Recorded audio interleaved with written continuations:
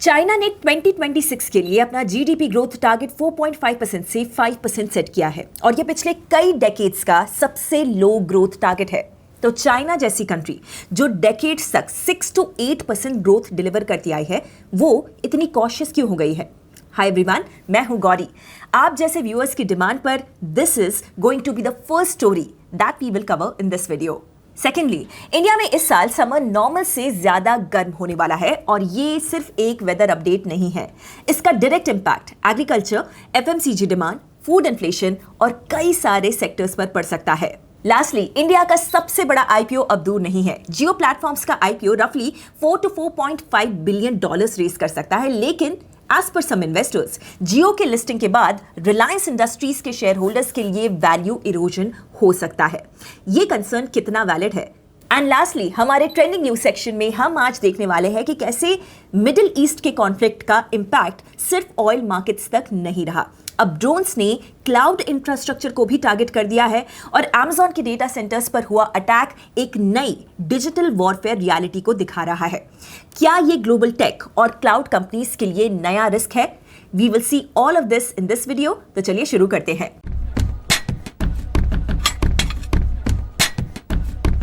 Early 1990s के बाद पहली बार चाइना अपने ग्रोथ एस्टिमेट्स में कंजर्वेटिव हुआ है with 2026 GDP growth targets set at 4.5 to 5%, and this gives an indication of global uncertainty. Middle east के एस्केलेटिंग टेंशंस चाइना के लिए सीरियस इशू हैं क्योंकि ईरान उसके मेजर ऑयल सप्लायर्स में से एक है। साथ ही वेनेजुएला में भी पॉलिटिकल अनसर्टेनिटी है, जो अगेन चाइना का एक इंपॉर्टेंट ऑयल सप्लायर था। तो चाइना को एनर्जी सिक्योरिटी का रिस्क तो फील हो रहा है, जिससे कि उसकी मैन्युफैक्चरिंग कॉस्ट्स बढ़ सकते हैं, इन्फ्लेशन प्रेशर आ सकता है और ग्रोथ भी इंपैक्ट हो सकती है। लेकिन यहां पर सिर्फ एक्सटर्नल इश्यूज ही प्रॉब्लम नहीं है, चाइना के अंदर भी काफी सारे स्ट्रक्चरल चैलेंजेस चल रहे हैं। सबसे बड़ा चैलेंज है चाइना का स्लंपिंग रियल एस्टेट मार्केट।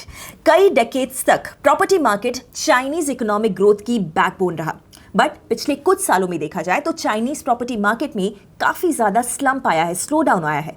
चाइना ने 2020 में एक्सेसिव डेवलपर बोरोइंग के अगेंस्ट एक्शन लिया, जिसके बाद पैंडेमिक लॉकडाउन्स भी आ गए और उसके बाद से ही चाइना एक तरीके के विशियस साइकिल में फंस गया है of falling demand, tighter financing and unfinished projects. Now, home prices have fallen 30% nationwide from their 2021 peak despite Chinese government's effort to revive the sector. अब जब jobs create करने वाले property sector का downfall start हुआ, households के पास पैसे भी कम हो गए, leading to weak consumption in the country. Currently, China में कंज्यूमर कॉन्फिडेंस लो है। इसका एक विजिबल साइन ये है कि लास्ट ईयर चाइना में कंज्यूमर प्राइसेस बेसिकली फ्लैट रहे।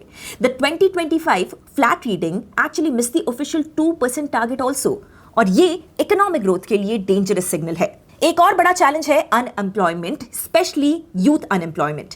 सो जनवरी में चाइना का यूथ अनएम्प्लॉयमेंट रेट अराउंड 16% था as compared to 9% of the US. एक और प्रॉब्लम है चाइना की श्रिंकिंग पॉपुलेशन। सो सालों तक दुनिया की सबसे आबादी वाली कंट्री रहने के बाद चाइना की पॉपुलेशन अब 1.4 बिलियन है, जो रिकॉर्ड तेजी से कम हो रही है। Births fell to 7.93 million in 2025 और ये 1949 के बाद सबसे कम है। वर्किंग एज पॉपुलेशन जो 10 साल पहले तक 70% हुआ करती थी, 2025 में कम होकर 61% पे आ गई। प्रॉब्लम यहाँ पर यह है कि चाइना में एआई, रोबोटिक्स, ईवीज जैसे जो नए सेक्टर्स हैं वो ग्रो कर रहे हैं, मगर वो अभी तक रियल एस्टेट स्लो डाउन को फुली ऑफसेट नहीं कर पा रहे हैं। तो अब इकोनॉमिस्ट्स के अकॉर्डिंग एक्सपोर्ट्स ही चाइना की ग्रोथ का स्विंग फैक्टर बन गया है। रिकॉर्ड यूएस टैरिफ्स के बाद भी 2025 यानी पिछले साल चाइना का ट्रेड सरप्लस रिकॉर्ड $1.2 ट्रिलियन रहा। This was mainly due to demand from Europe and Southeast Asia and higher sales of higher end products जैसे कि EVs, solar panels and manufacturing equipment। अब अगर एक्सपोर्ट्स ऐसे ही स्ट्रॉन्ग रहे तो experts के according China domestic weakness को tolerate कर लेगा। लॉन्ग टर्म में देखा जाए तो चाइना का एक एम्बिशियस गोल है 2035 तक अपनी इकोनॉमी को 2020 के साइज से डबल करने का। इसके लिए उन्हें नेक्स्ट डेकेड में एवरेज 4.17% एनुअल ग्रोथ मेंटेन करनी होगी। मतलब कि टेक्निकली देखा जाए तो 4.5% to 5% का जो ग्रोथ टारगेट है एक्चुअली उस लॉन्ग टर्म प्लान के साथ अलाइंड है।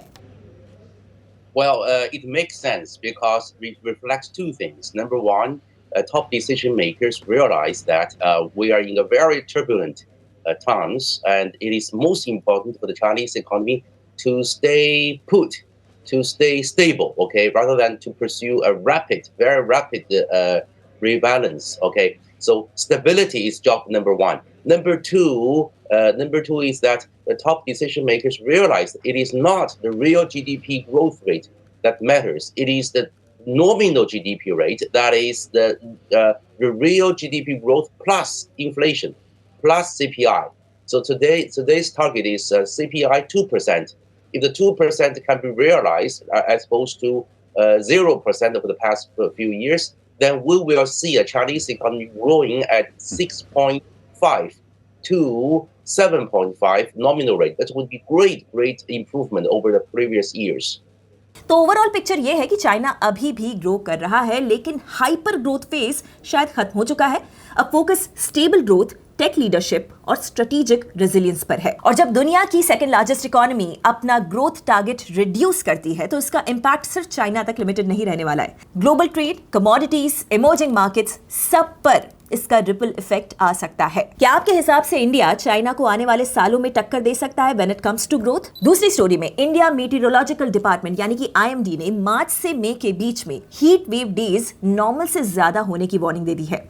ऑलरेडी फरवरी 2026 में आपने एक्सपीरियंस किया ही होगा कि गर्मी काफी ज्यादा बढ़ गई है और एक्चुअली 1901 ईयर के बाद से ये 5th वार्मेस्ट फरवरी रिकॉर्ड रहा। और जब गर्मी इतनी जल्दी स्टार्ट हो जाती है तो इसका सबसे पहला इंपैक्ट पड़ता है एग्रीकल्चर पर। इंडिया में वीट, रैपसीड और चना जैसे जो विंटर क्रॉप्स हैं वो अक्टूबर से दिसंबर के बीच में लगाए जाते हैं। इन क्रॉप्स को ग्रो होने के लिए कूल वेदर कंडीशंस चाहिए होती हैं। लेकिन अगर मार्च में ही टेम्परेचर नॉर्मल से ज्यादा हो जाएगा तो ग्रीन डेवलपमेंट तो अफेक्ट हो सकता है। और ये इंपॉर्टेंट इसलिए भी है क्योंकि इंडिया वर्ल्ड का सेकेंड लार्जेस्ट वीट प्रोड्यूसर है। अगर वीट आउटपुट एक्सपेक्टेशन से कम होता है तो गवर्नमेंट को एक्सपोर्ट प्लान्स को रिकंसिडर करना पड़ सकता है। दूसरी तरफ India already edible oil imports पर काफी डिपेंडेंट है, स्पेशली पाम ऑयल, सोय ऑयल और सनफ्लावर ऑयल पे।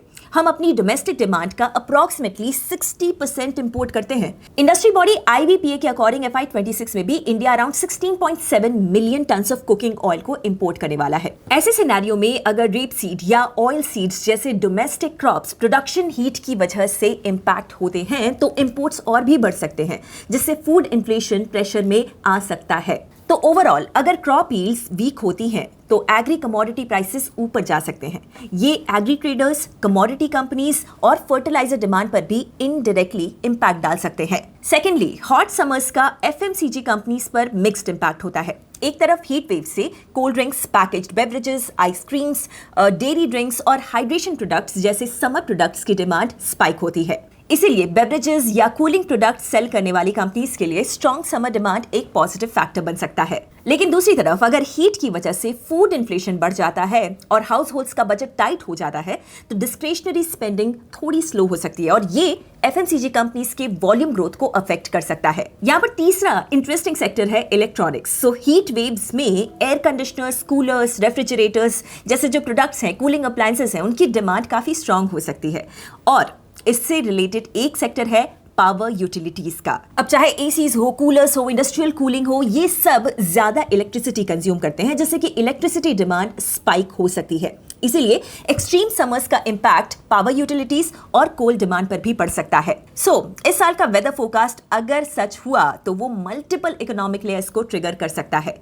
आपके हिसाब से अबव नॉर्मल गर्मी का सबसे ज्यादा फायदा किस सेक्टर को हो सकता है? तीसरी स्टोरी में जियो प्लेटफॉर्म्स का IPO 2026 में आ रहा है, जिसमें जियो की टोटल वैल्यू $180 बिलियन के आसपास हो सकती है। लेकिन IPO अनाउंसमेंट के एक्साइटमेंट के साथ साथ एक चिंता भी है, एक कंसर्न भी है जो कि मार्केट में सर्कुलेट हो रहा है।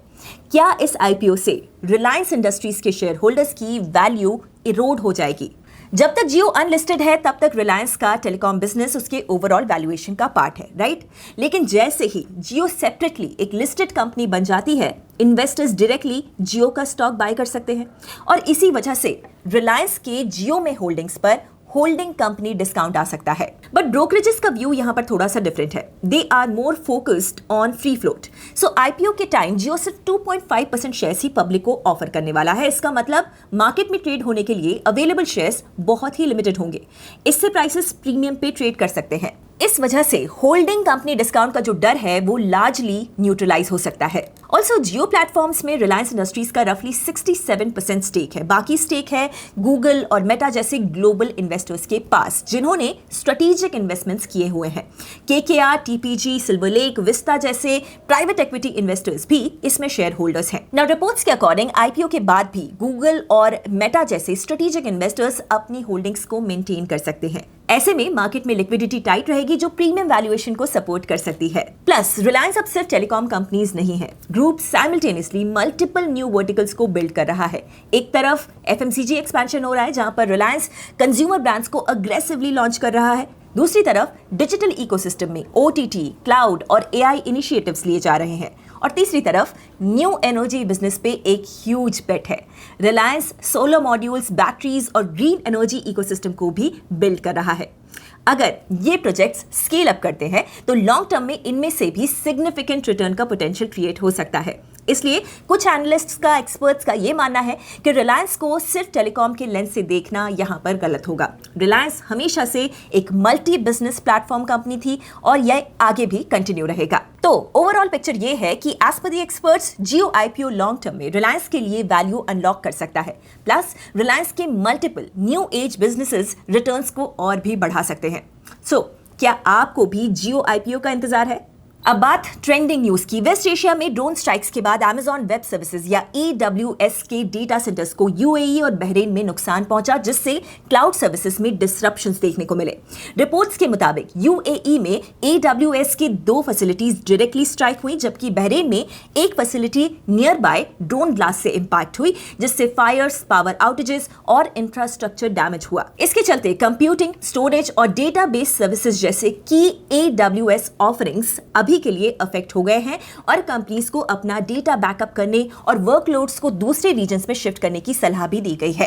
ये जो इंसिडेंट है वो इस बात को हाईलाइट करता है कि डिजिटल इकोनॉमी के बैकबोन यानी कि डेटा सेंटर्स अब मॉडर्न कॉन्फ्लिक्ट्स में स्ट्रेटेजिक टारगेट्स बन सकते हैं, बिल्कुल वैसे ही जैसे कि पहले ऑयल फील्ड्स या पावर प्लांट्स हुआ करते थे। अब चूंकि क्लाउड इंफ्रास्ट्रक्चर पर banking apps, e commerce platforms, government systems और एआई सर्विसेज डिपेंड करते हैं, एक सिंगल डेटा सेंटर आउटेज का इंपैक्ट कई सेक्टर्स तक फैल सकता है, जो ग्लोबल डिजिटल इकोनॉमी के लिए एक नया जियोपॉलिटिकल रिस्क क्रिएट करता है। अगर आप इस स्टोरी को डिटेल में समझना चाहते हैं तो कमेंट कीजिए data centre and we will explore it in our next video. आज के लिए इतना ही। व्हाट डू यू थिंक, आज की कौन सी स्टोरी सबसे ज्यादा इंपैक्टफुल थी? Let me know in the comments. और हाँ, एक रिक्वेस्ट, अगर आपने अब तक बेल आइकन को हिट नहीं किया है तो प्लीज डू सो, ताकि हमारे डेली वीडियोस आपसे कभी भी मिस ना हो। I will see you in the next video tomorrow. Investment in securities market are subject to market risks. Read all the related documents carefully before investing.